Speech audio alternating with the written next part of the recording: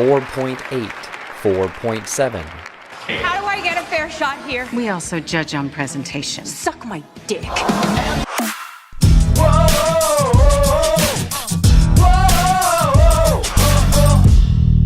What's up guys, Jared here with another triple axle of a movie review. I love a good biopic, learning new things about a person, an event, or some kind of situation, and this incident is one that I actually remember and seen all of the craziness happen on the news. Of course I'm talking about the Margot Robbie led film, I, Tonya. So does I, Tonya stick the landing?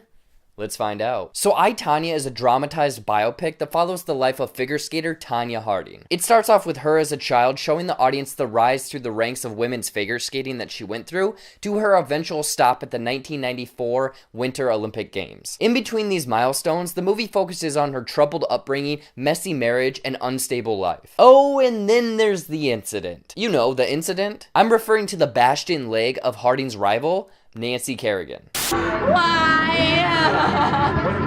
As the FBI furthers their investigation and the 1994 Olympics go underway, this is a wild, fun story about one of the most bizarre things to happen in women's figure skating. Man, so I, Tonya is one hell of a movie. I mean, I'm assuming a lot of people know the Harding and Kerrigan rivalry, the bashed-in leg, and her eventual ban from ice skating, but this movie shows us the insane journey leading up to those events. This story was phenomenal to say the least, and Tonya Harding's life was just crazy enough to make it on the big screen. The thing that made this movie so entertaining was the way that it was shot and the humorous breaking the fourth wall tone that was placed on various events. The tracking shots following Robbie as she ice skated were great, along with the fun interview testimonial style of all of the characters recounting or explaining their perspective on the events. But the one aspect that really worked in I, Tonya was the way that the camera just weaved through a shot, kind of just followed the action and then settled on one person, almost a close-up, and then they turned to the camera, broke the fourth wall, and explained, yeah, this actually happened. So this is about the time my camera died. This actually happened.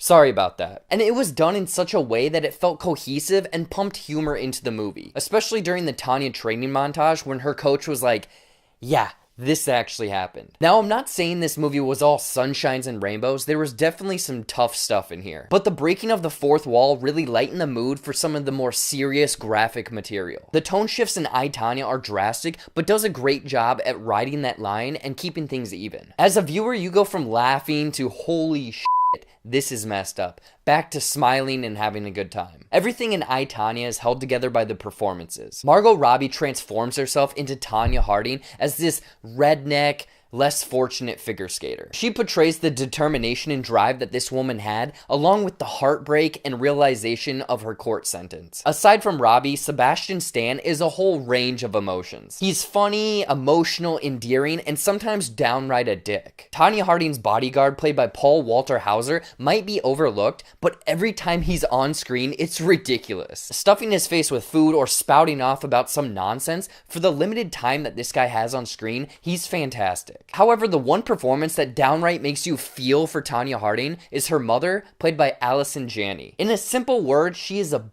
She is cold, abusive, mean, and ultimately just wants her to fail at everything. She is far from a supporting mother role, and Janney embodies this performance perfectly. She is a supporting role, but every time she is on screen, she demands attention. One of the best supporting performances this year. I didn't have too many negatives with I, Tonya, but it was difficult to buy into the fact that Margot Robbie was this 15-year-old girl, but whatever. Overall, I, Tonya is a phenomenal lighthearted look at the beautiful cluster life that Tonya Harding had. With a wild story, interesting camera work, breaking the fourth wall humor, even tones, and great performances from almost everyone, but some trouble buying into Margot Robbie's age at times, I would highly recommend checking out I, Tonya. This is by far one of my favorite movies of 2017, and I wish I would have been able to see it sooner. What did you think of I, Tonya? Was it the out there breaking the fourth wall biopic you were hoping for? Or does this movie need to get off the ice and sharpen its skates? I want to hear about it in the comments below. As always, you can find me on the social medias at Jared Buckendahl on Twitter, Instagram, and Facebook. And don't forget to like, share, and subscribe